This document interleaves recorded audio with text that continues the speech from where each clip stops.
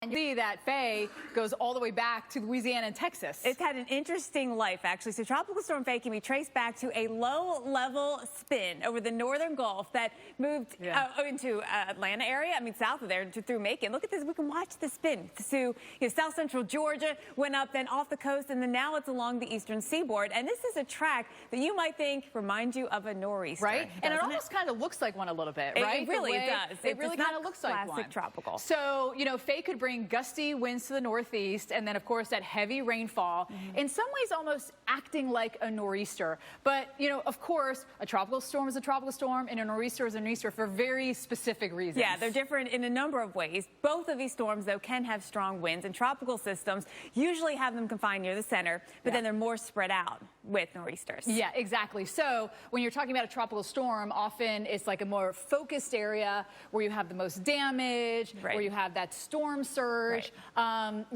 With nor'easters, their footprint is usually a lot bigger, especially when it comes to the wind damage and perhaps the flooding, though this one could have a pretty good flood footprint. A lot of people do say that, well, a nor'easter was worse than this tropical storm, and sometimes that can be the case. Now, of course, time of the year matters too.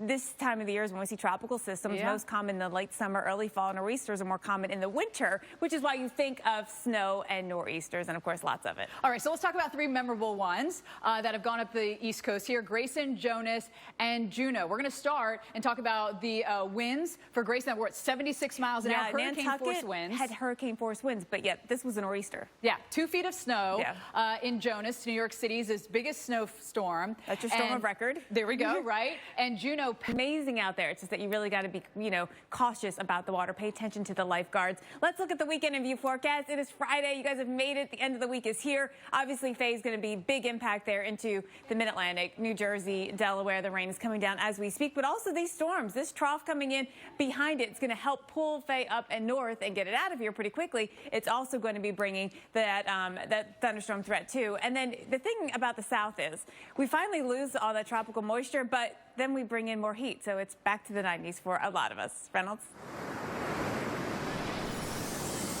Several years, then it's okay. I'm exaggerating a little bit, but you get my point. If you get 1 inch in 15 minutes or an hour, that's when you get the flooding, Jen. And that system, by the way, is going to pick up our tropical entity. Yes, and it's on the move right now, actually still bringing some rain to Wisconsin. Saw some other flooding this morning in Neenah. Also, though, ahead of it, you're getting these thunderstorms that have been on the move now around the Lansing area, East Lansing. Thunderstorms to wake you up on this, if you're trying to sleep in on this Friday. Sorry about that. No chance of that. With thunderstorms out there, pretty loud. There'll be more. And we'll see this, I think, expand in coverage too. So right now it's been an okay ride along 80. We're going to be watching for thunderstorms start picking up just because of daytime heating. That will play a role in this. And so yes, we've got the front and the forcing and everything else, but we're going to see the fact that temperatures will be warm and it's going to be humid out there again today. So that's going to give us more coverage of thunderstorms on 70, on 80. Yes, Pittsburgh, you had a couple of thunderstorms fire up yesterday. There were some warnings. That could happen again today. Some strong winds coming out of these storms will be the main risk. All right, so this morning, obviously, we have some thunderstorms, but there's going to be more at lunchtime,